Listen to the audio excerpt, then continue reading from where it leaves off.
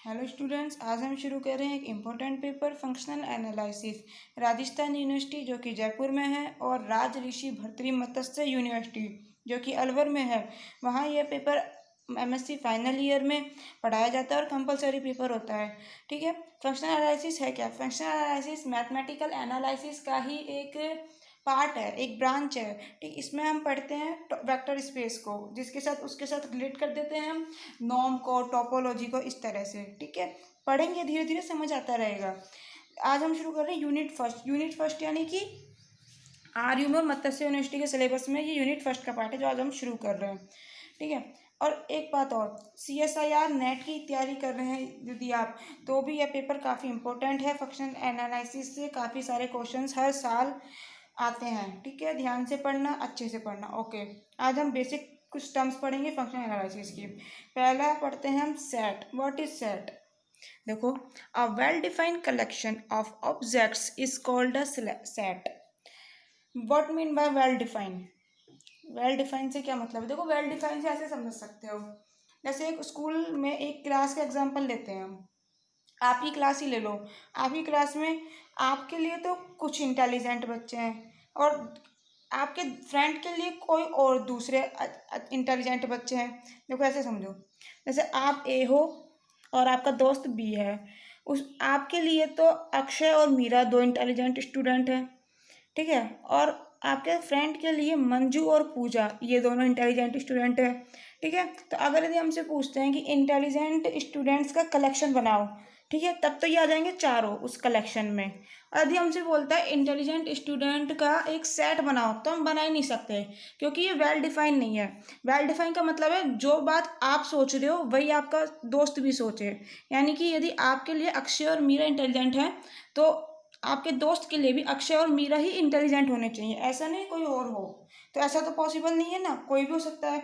यानी कि हम इंटेलिजेंट बच्चों का ऐसा कोई सेट बना ही नहीं सकते, वो एक कलेक्शन बन सकता है। जैसे क्या, देखो, तो फिर सेट का क्या एग्जाम्पल होगा? जैसे set of all reverse in India. India में जितनी भी रिवर्स है उन सबका एक कलेक्शन बना सकते हैं। वो तो आपका दोस्त भी वही बनाएगा जो आप बनाओगे, क्योंकि रिवर्स तो वही है ना इंडिया में। तो उसे बोल सकते हैं हम set.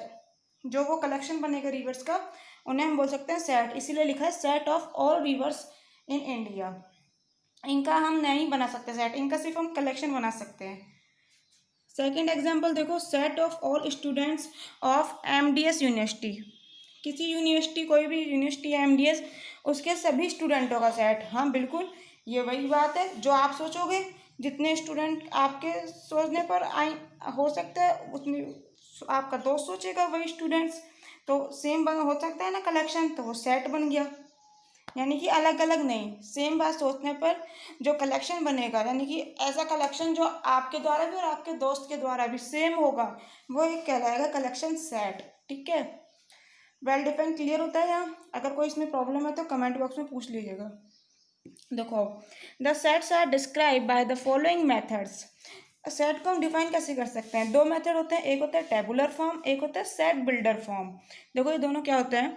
In the tabular form the elements are listed and separated by comma and are clause in the curly bracket. Curly bracket मतलब ये वाले ब्रैकेट, ये ऐसे बनाते हैं ना, ये देखो ऐसे, ये वाले इन्हें बोलते हैं कर्ली ब्रैकेट। ठीक है। देखो, इसमें कैसे होता है कि एलिमेंट्स लिखे हुए हैं, कॉमा हो उनके बीच में, और clause in the curly brackets, curly brackets में क्लोज हो। जैसे ए कोई सेट है, इसमें ए ई आई ओ यू, ये क्या है? एलिमेंट्स हैं, इनके बीच कॉमा लगा हुआ है, सेपरेटेड लिखे हुए हैं और कर्ली ब्रैकेट में लिखे हुए हैं। तो ये तो हो गया टेबुलर फॉर्म, इस तरह से हम लिख सकते हैं। अब आता है सेट बिल्डर फॉर्म। इसमें हम कैसे लिखते हैं किसी सेट को? देखो, the elements is represented by the general letter x and its property is mention. इसमें ऐसा नहीं लिखेंगे हम अलग अलग एलिमेंट, इसमें ऐसे लिख सकते हैं कि ए बराबर A equal to curly bracket X. वहाँ पर एक्स की प्रॉपर्टी लिख दी हमने। एक्स क्या है? एक वोवल है इंग्लिश अल्फ़ाबेट का। इंग्लिश अल्फ़ाबेट के वोवल हम पता है क्या होते हैं, A E I O U। But हमने इसको यहाँ ऐसे ना लिख के इसी सेट को सेट बिल्डर फॉर्म में कैसे लिख सकते हैं? ऐसे, क्योंकि यहाँ पर एक्स के जगह तुम क्या लिखोगे? या तो ए लिखोगे, फिर क्या लिखोगे? ई लिखोगे, फिर आई लिखोगे, फिर ओ लिखोगे, फिर यू लिखोगे। यानी कि ए बराबर यही आएगा, A E I O U। ऐसा लिखो या फिर ऐसा लिखो, सेम है। बस इसको लिखने का तरीका है कि ए सेट को टेबुलर फॉर्म में लिखना है तो ऐसे लिखो, सेट बिल्डर फॉर्म में लिखना है तो ऐसे लिखो। ठीक है, क्लियर। नेक्स्ट देखते हैं। देखिए, डिफरेंट टाइप ऑफ सेट्स। अब हम पढ़ेंगे सेट के टाइप्स कितने तरह के होते हैं। काफ़ी तरह के सेट होते हैं। ठीक है, जैसे फर्स्ट है finite set. A set containing a finite number of elements is called a finite set. एक ऐसा सेट जिसमें कि नंबर ऑफ एलिमेंट्स फाइनाइट हो, यानी कि जिन्हें आप गिन सकते हो। जैसे हमने यहाँ भी पढ़ा था, ए बराबर क्या था, AEIOU। ठीक है, तो आप गिन सकते हो उसमें कितने एलिमेंट्स थे, 5। तो वो क्या हो गया, फाइनाइट सेट। वो वाला एग्जांपल आप फाइनाइट सेट के एग्जांपल में लिख सकते हैं। ठीक है, फिर आता है infinite set. A set consisting of an infinite number of elements is called an infinite set. यानी कि एक ऐसा सेट जिसमें एलिमेंट्स को आप गिन ना सकते हो, इनफाइनाइट हो। फॉर एग्जाम्पल एन, यहाँ पर एन क्या है, the set of natural numbers. देखो एक बात ध्यान रखना, ये कई बच्चे सोच रहे होंगे यहाँ पे दो डंडे से क्या है। यदि आप एक लिखते हो ना ऐसे सिंपल, तो इसके ब्रैकेट में आपने लिखना होगा कि the set of natural number, जैसे मैंने यहाँ लिख रखा है। यदि आप सिंपल एन लिखा है ऐसा, तो आपको उसके ब्रैकेट में लिखना होगा कि the set of natural number, ये सेट ऑफ नेचुरल नंबर है। और यदि आप ऐसा नहीं लिखना चाहते ये वाला, तो आप डायरेक्ट ऐसे लिख सकते हो, ये एन बनाया और इसमें ऐसा, इस तरह से। ठीक है, ये अंडरस्टूड होता है अगर ऐसा लिखा हुआ था कि ये set of real number, sorry set of natural numbers है। ऐसे ही रियल नंबर का होता है, ऐसे ही रियल नंबर का होता है। ये आर लिखा, आर के आगे एक डंडा लिख दिया, इसका मतलब ये रियल नंबर का सेट है। यदि आप सिंपल आर लिखते हो अल्फ़ाबेट वाला, यानी कि यदि आप सिर्फ ऐसा लिखते हो, तो इसकी ब्रैकेट में आपने लिखना होगा कि ये सेट ऑफ रियल नंबर है।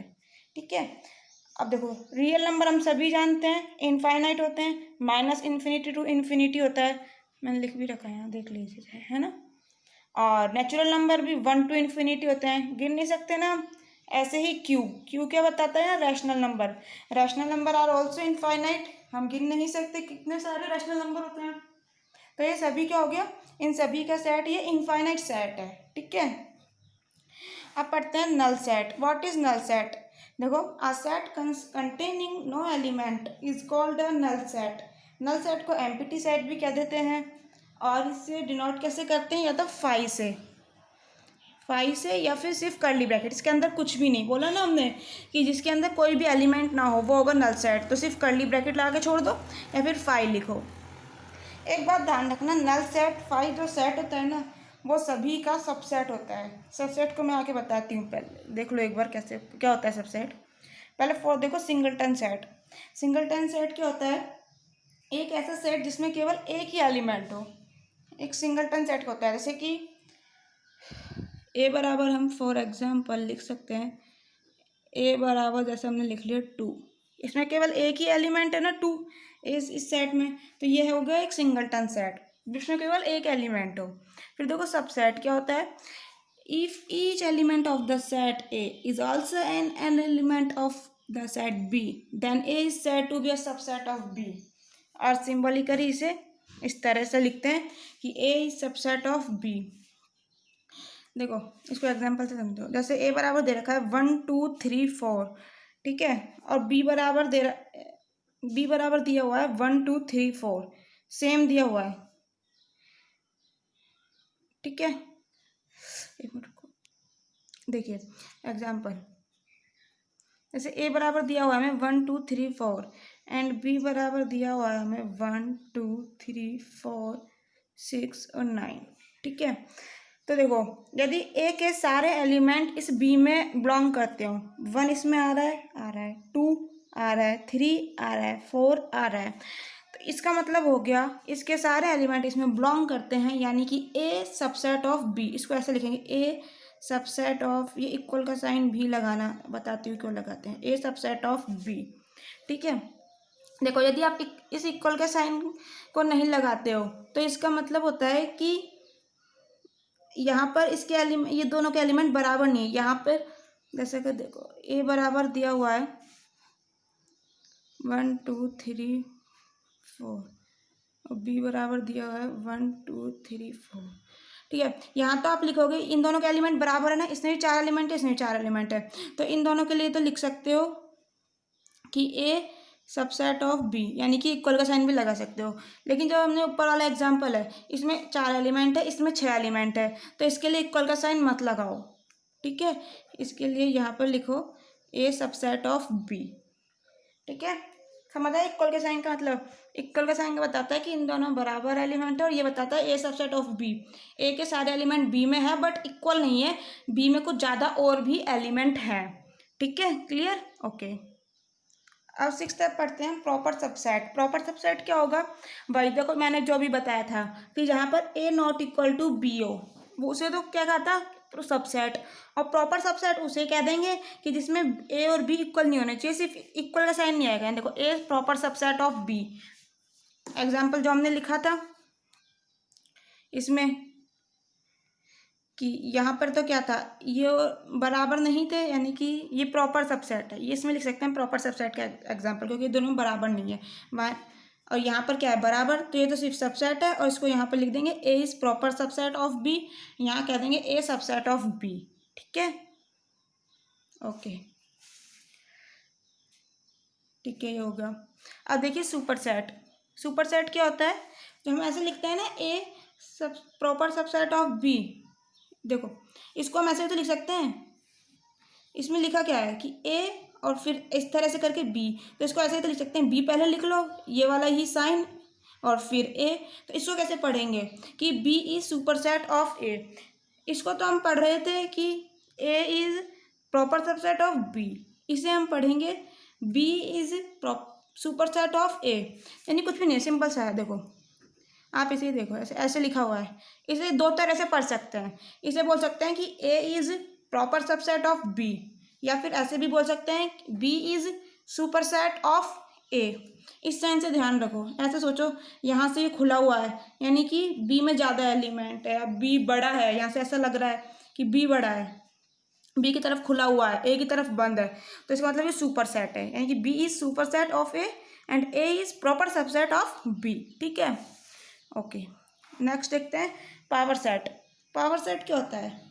देखो the set of all subset of a set A is called a power set of A and denote कैसे करते हैं? से P A, P for power.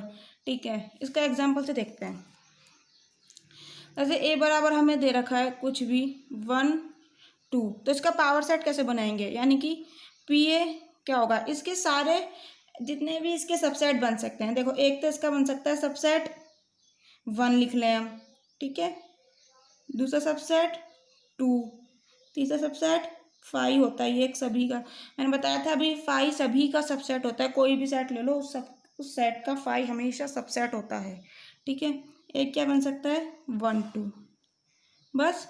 इसके अलावा इसके कोई और सबसेट बन सकते हैं? एक नहीं बन सकते।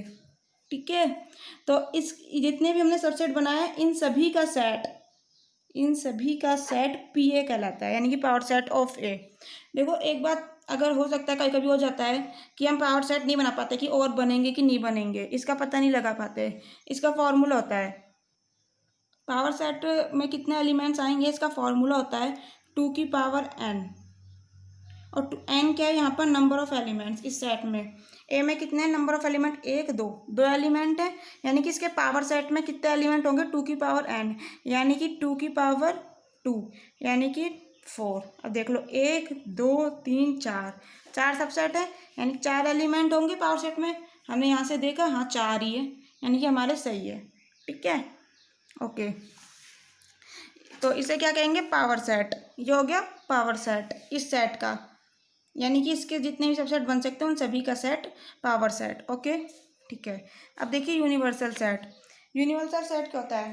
देखो एक ऐसा सेट यूनिवर्सल सेट होता है जितने भी हमने कंसीडर करे हैं ना सबसेट, यदि वो सारे सबसेट इस सेट में आ जाते हैं, एक कोई भी सेट ले लो उसमें आ जाते हैं, तो वो सेट यूनिवर्सल सेट कहलाता है। ठीक है, इसे थोड़ा टिपिकल लग रहा होगा आपको, देखो मैं इसको ऐसे बताती हूँ, और एक बात पहले ध्यान रखो, इसे यू से शो करते हैं। देखो ऐसे समझो, जैसे हमने वेन डायग्राम से समझ सकते हैं हम इसे, ये कुछ भी है, एक सेट है, इसे हमने बोला यू, यूनिवर्सल सेट है। यूनिवर्सल नहीं, ब्रह्मांड को बोलते हैं ना यूनिवर्सल, ब्रह्मांड। तो उसको समझो कि इसमें सब कुछ समा गया। यानी कि यह हमारा कोई सेट है ए, इसका पावर सेट होगा, वो हमने कह दिया पी ए, ठीक है। और जितने भी सेट हैं, जितने भी सेट कुछ भी सोच लो, अंडर हमने यहाँ लिखा है अंडर कंसिडरेशन, जितने भी हम सब सेट सोच सकते हैं, अगर वो सभी सेट इस यू के सबसेट हैं तो ये यू यूनिवर्सल सेट कहलाता है। यानी कि यूनिवर्सल सेट में सब कुछ आ जाता है, इस यूनिवर्सल सेट में सब कुछ आ जाता है। यानी ए, इसके ए कोई सेट है उसका पी है, अब कोई दूसरा सेट होगा बी, वो भी इसमें आ गया, इसका कोई पी बी होगा, सॉरी पी बी, ठीक है। ऐसा कोई सेट सी होगा, उसका कोई पावर सेट पी सी होगा। इन जितने भी सेट बना सकते हैं वो सब इसमें यूनिवर्सल सेट में सब कुछ समा जाता है। ऐसे सोचो, यूनिवर्सल सेट में सब कुछ आ जाता है, ठीक है। तो यूनिवर्सल सेट होता है जिसमें कि सब कुछ आ जाए। ओके, अब हम पढ़ते हैं कुछ बेसिक ऑपरेशन। बेसिक ऑपरेशन लगाए जाते हैं कुछ सेट पे, जैसे हम नंबर्स पे लगाते हैं प्लस माइनस डिवाइड मल्टीप्लिकेशन, ऐसे सेट पे भी कुछ ऑपरेशन लगाए जाते हैं, जैसे कि यूनियन, इंटरसेक्शन, डिफरेंस, ठीक है। यूनियन क्या होता है, देखो इससे पहले ये यू बताता है ए यूनियन बी, यानी कि इसे बोलते हैं यूनियन। ए यूनियन बी क्या होता है, जैसे ए कोई सेट है बी कोई सेट है, उनका यूनियन में क्या आएगा, कोई एलिमेंट आएगा एक्स, वो एक्स या तो ए से बिलोंग करता होगा या फिर बी से बिलोंग करता होगा। मैंने और लिख दिया है, यानी कि या तो एक्स ए में हो या फिर बी में हो, किसी भी एक में होगा ना, तब ए यूनियन बी में आ जाएगा वो। इस और को ऐसे भी करते हैं, ये कुछ वी है, वी टाइप का है ये, ठीक है। इससे भी शो करते हैं और को। आप कुछ स्टैंडर्ड वाली बुक्स पढ़ेंगे तो उसमें और नहीं लिखा होता है, ये वाला साइन यूज़ किया जाता है, ठीक है। एग्जाम्पल देखो, फॉर एग्जाम्पल ए बराबर हमें दिया हुआ है 1 2 3 और बी बराबर दिया हुआ है सिर्फ 3, तो ए यूनियन बी में क्या आएगा, मैंने क्या बताया, ए यूनियन बी में कोई भी एलिमेंट एक्स आएगा, या तो फिर ए में हो या फिर बी में हो। तो इसको सीधा से लिखने का तरीका होता है, ए के भी एलिमेंट लिख दो सारे, बी के भी लिख दो। तो हमने ए के लिख दिए तीनों 1 2 3 और बी का भी लिख दिया 3। तो ये हमें पता है कि किसी भी सेट में एक एलिमेंट दो बार नहीं आता है, ये इनकरेक्ट तरीका होता है सेट में एलिमेंट्स को लिखने का। तो इसमें करेक्ट तरीका होता है कि एक एलिमेंट को एक बार ही लिखिए सेट में। तो इसको हम क्या लिख सकते हैं, 1 2 3, ए यूनियन बी में ये हो गया, ठीक है। यानी ए दिया हो बी दिया हो, ए यूनियन बी हम इस तरह से निकालते हैं। अब इंटरसेक्शन देखो, नेक्स्ट ऑपरेशन इंटरसेक्शन दिखाते हैं ऐसे, ऐसे मानो कुछ उल्टा यू बना हुआ है, ये वी नहीं यू, ठीक है, उल्टा। इसमें क्या आएगा, कोई भी एक्स आएगा एलिमेंट, वो एक्स या तो ए में बिलोंग करता होगा या फिर बी में, दोनों में नहीं, मतलब दोनों में नहीं, सॉरी, मतलब दोनों में बिलोंग करता होगा। एक्स में ए में भी करता होगा, और सॉरी सॉरी सॉरी दोबारा सुनो, इंटरसेक्शन क्या होता है, ए इंटरसेक्शन बी में वो एलिमेंट आता है जो एलिमेंट ए में भी बिलोंग करता है और बी में भी करता है, यानी कि ए और बी का common element A intersection B में आता है। और इस एंड को देखो इस तरह से लिखते हैं, कुछ उल्टा वी, स्टैंडर्ड बुक्स में इसी तरह के साइन यूज़ किए जाते हैं, ठीक है। एग्जाम्पल से देखो इसे भी, ये वाला ही एग्जाम्पल, ए बराबर 1 2 3 एंड बी बराबर 3, इंटरसेक्शन बी में क्या आएगा, मैंने बोला कॉमन एलिमेंट, इन दोनों में देखो कॉमन एलिमेंट क्या है 3, ठीक है। तो इंटरसेक्शन बी में क्या आ गया 3, सिर्फ इंटरसेक्शन में कॉमन आता है और यूनियन में आता है सब कुछ, यानी कि जो ए में है वो भी, जो बी में है वो भी, और ए इंटरसेक्शन बी में सिर्फ आएगा कॉमन। अब देखो डिफरेंस, नेक्स्ट ऑपरेशन, डिफरेंस क्या होता है, ए माइनस बी से ऐसे शो करते हैं, या फिर ऐसा भी शो कर सकते हैं, माइनस की जगह इस तरह से कुछ बना रखा है, इस तरह से, ठीक है, कुछ बना हुआ है। इसमें कौन सा एलिमेंट आता है, कोई भी एक्स आएगा एलिमेंट, वो एक्स, देखो इसमें कोई भी एक्स आएगा, वो एक्स जो ए में तो होगा लेकिन बी में नहीं होगा, इस साइन का मतलब क्या है, एंड, वो एक्स जो ए में है बट बी में नहीं है। सिंपल सी बात है, माइनस कर रहे हैं ए में से कोई सेट में से बी को, तो एक ऐसा एलिमेंट ही आएगा जो बी में नहीं होगा और ए में होगा। एग्जाम्पल के लिए देखो, जैसे ए बराबर ये, बी बराबर ये, ए माइनस बी क्या आएगा, इसमें से इसको लेस करना है, यानी 1 तो है ही नहीं इसमें, तो 1 आ जाएगा ए माइनस बी में, 2 लेस करना है ही नहीं, 2 आ गया, 3 3 खत्म, इसका मतलब सिर्फ 1 2। ऐसा मत कर देना गलती की 3 में से 3 गया 0 तो 1 2 0 लिख दो, नहीं, सेट में 0 वगैरह कुछ नहीं होता है। 3 में से 3 गया बस खत्म, सीधे 1 2, तो a माइनस बी में आ गया 1 2। ठीक है, क्लियर। देखो नेक्स्ट होता है कॉम्प्लीमेंट। कॉम्प्लीमेंट क्या होता है किसी सेट का? कॉम्प्लीमेंट होता है पूरक, यानी कि जैसे कोई भी सेट है उसको छोड़ के उसके अलावा सब कुछ कॉम्प्लीमेंट ऑफ सेट होता है। इसे देखते कैसे हैं, सॉरी लिखते कैसे हैं? ए का कॉम्प्लीमेंट यानी कि ए और उसके ऊपर सी, और फिर या फिर यू माइनस ए। यू क्या है? Universal set. मैंने बोला ना, जैसे ए कोई सेट है उसको छोड़ दो और जो सब कुछ बचा वो होता है कॉम्प्लीमेंट। तो यूनिवर्सल सेट होता क्या होता है? सब कुछ। जब सब कुछ में से एक हटा दिया तो बचा कुचा जो भी आया वो होता है कॉम्प्लीमेंट ऑफ अ सेट। इसे इस तरह से भी लिख सकते हैं, जो हमने यहाँ पर ये वाला साइन बनाया था ना, ये वाला ही साइन और फिर ए। ठीक है, इसे क्या बोलेंगे? कॉम्प्लीमेंट ऑफ ए। देखो इसे डिफाइन कैसे करते हैं। ए का कॉम्प्लीमेंट क्या होता है? इसमें कोई भी एक्स आएगा, वो एक्स जो यू में तो होगा बट किस में नहीं होगा? ए में नहीं होगा। ऐसा एक्स जो यू में होगा बट ए में नहीं होगा। ठीक है, एग्जाम्पल से बताते हैं अभी। पहले इसे इस तरह से भी लिख सकते हैं कि ए का कॉम्प्लीमेंट इक्वल टू एक्स और एक्स नॉट बिलोंग्स टू ए। सीधे वाली प्रॉपर्टी लिख दी। ये वाली प्रॉपर्टी नहीं लिखी, क्यों नहीं लिखी? क्योंकि तो मान के चलते हैं ना, जो भी सेट अंडर कंसिडरेशन है, जो भी हम मानते हैं, जो भी हम सेट में पढ़ते हैं, सब कुछ यूनिवर्सल सेट में होता है। ठीक है, तो इसलिए उसको लिखने की जरूरत ही नहीं है, वो अंडरस्टूड होता है। अब देखो कॉम्प्लीमेंट ऑफ सेट कैसे लिखते हैं, जैसा कि एग्जांपल ए बराबर कुछ भी दिया हुआ है 1 2 और यू बराबर जैसे 1 2 3 4, ये है बस। ठीक है, यू में यूनिवर्सल सेट में सिर्फ ये है और ए में सिर्फ ये है। तो ए का कॉम्प्लीमेंट क्या आएगा? ए का कॉम्प्लीमेंट इक्वल टू क्या आएगा? यू में से ए को माइनस कर दो। ठीक है, तो 1 में से 1 खत्म, 2 में से 2 खत्म, कि बच्चे क्या 3 और 4, तो 3 और 4। ठीक है, यानी कॉम्प्लीमेंट में क्या आया? जो ए में नहीं है, ए के अलावा सब कुछ, यानी 3 4, और सब कुछ हमने माना क्या है? 1 2 3 4। यूनिवर्सल सेट में हमने सिर्फ 4 एलिमेंट मान के चले। ठीक है, ओके। अब आता है डी मॉर्गन लॉ। काफ़ी इम्पोर्टेंट लॉ है, काफ़ी जगह काम आता है और इसमें हमेशा बच्चे कंफ्यूज रहते हैं। देखो इसको कैसे पढ़े, याद करने का तरीका देखो। ए यूनियन बी का कॉम्प्लीमेंट क्या होगा? ए का कॉम्प्लीमेंट इंटरसेक्शन बी का कॉम्प्लीमेंट।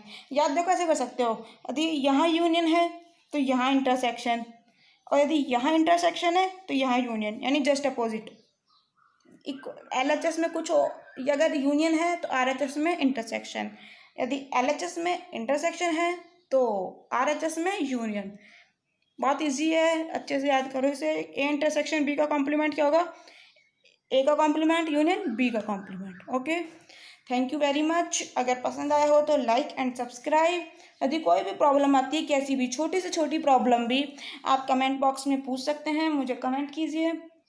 एंड नेक्स्ट लेक्चर में हम इससे आगे का पढ़ते हैं, फंक्शनल एनालिसिस को जानेंगे अच्छे से, और ये तो सिर्फ एक बेसिक था। Okay, thank you very much.